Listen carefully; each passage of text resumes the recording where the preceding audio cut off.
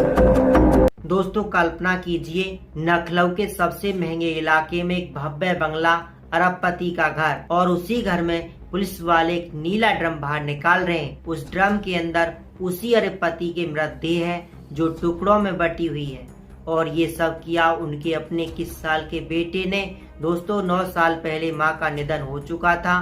पिता ने सोचा कि अगर मैं दोबारा शादी कर लूंगा तो नई माँ बच्चों से ठीक से नहीं संभाल पाएगी, कहीं ना कहीं बच्चों के साथ जुड़ाव नहीं बना पाएगी। इसलिए उन्होंने कभी दूसरी शादी नहीं की।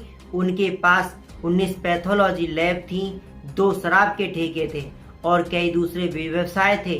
4 मंजिला कोठी थी, लेकिन घर में रहते थे सिर्फ 3 लोग। पिता, 21 साल का बड़ा बेटा, छोटा बेटा जो यूपी पुलिस में था, और एक बेटी जो 11वीं में पढ़ रही थी। दोस्तों फिर भी बेटे ने अपने पिता की इतनी क्रूरता से क्यों मार दिया?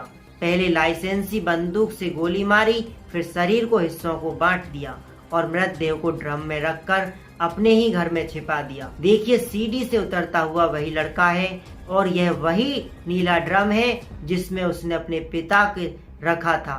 करोड़ों की संपत्ति, हर सुविधा, पिता का असीम प्यार। फिर भी पिता अपने इलाके में रामलीला करवाते थे। उनमें ये बेटा मेघनाथ का रोल करता था, रावण का सबसे आज्ञाकारी पुत्र जो पिता की हर बात मानता था। लेकिन असल में जिंदगी में इसने अपने पिता का सबसे बुरा अंत कर दिया। दोस्तों पुलिस ने पहले बेटे झूठी कहानी सुना रहा था। पापा घूमने गए थे, लौटे नहीं, हम सब बहुत परेशान हैं। लेकिन उसके चेहरे पर एक जरा सी भी चिंता या दुख नहीं था। पुलिस को एक छोटा सा क्लू मिला, बस उसी से पूरा मामला खुल गया। और जब बेटे ने हद की असली वजह बताई तो सुन हर कोई हैरान रह गया। दोस्तों लखनऊ के आलीशान कोतवाली क्षेत्र, खासकर सेक्टर एल, यहाँ रहते थे अरबपति और खरबपति लोग। उसी इलाके में एक परिवार था मनवेंद्र सिंह का। मनवेंद्र सिंह के पास बहुत बड़ा बिजनेस एम्पायर था। उनकी कोठी ही 20 करोड़ से ज्यादा की थी। 19 से ज्यादा पैथोलॉजी लैब थी, 2 शराब के ठेके थे और दूसरा काम। पिता यूपी पुलिस में थे और रिटायर हो चुके थे। छोटा बेटा यूपी पुलिस में ही काम कर रहा था, सचिवालय में पोस्टिंग थी। बड़ा बेटा अक्षत 21 साल का था, बीकॉम कर रहा था। छोटी बेटी 17 साल की 11वीं में पढ़ रही थी। घर में पैसे की कोई कमी नहीं थी। मानवेंद्र सिंह बेटे को जो चाहिए वो देते। अक्षत को गाड़ी भी दिलवा दी थी। अब सुविधाएं थी, फिर भी पिता और बेटे के बीच अक्सर नोक-झोंक होती रहती। 9 साल पहले मनवेंद्र की पत्नी का निधन हो गया। रिश्तेदार और पड़ोसी कहते अब शादी कर लो, जीवन में साथी तो होना चाहिए। लेकिन मनवेंद्र ने मना कर दिया। बोले दूसरी बीवी आएगी तो मेरे बच्चों के साथ सौतेला व्यवहार करेगी, मुझे ये बर्दाश्त नहीं होगा। मैं अकेले ही बच्चों को पाल सकता हूँ, उनकी हर जरूरत पूरी कर सकता हूँ। इसलिए उन्होंने कभी शादी नहीं की। बच्चों को अच्छे से पढ़ाया लिखाया, खुद भी बहुत सक्रिय रहते थे।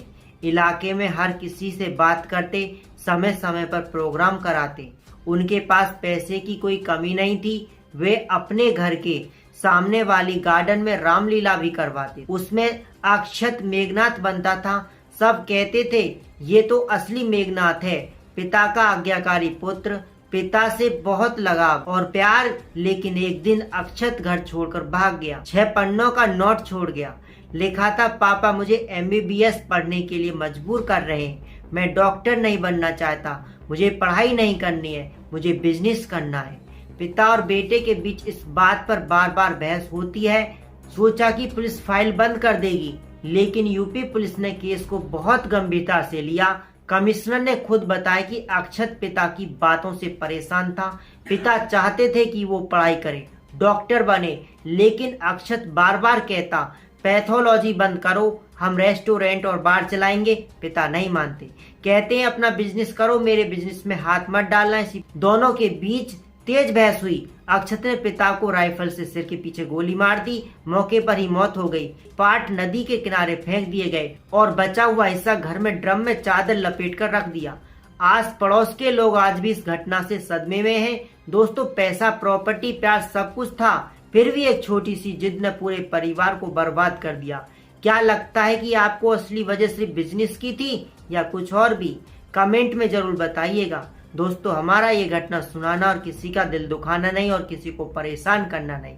हमारा उद्देश्य जागरूक करना है। दोस्तों वीडियो में एक छोटा सा कमेंट कीजिए, वीडियो को लाइक कर दीजिए और साथ में चैनल को सब्सक्राइब कीजिए ताकि हमारा हौसला बढ़ता रहे। नमस्कार दोस्तों।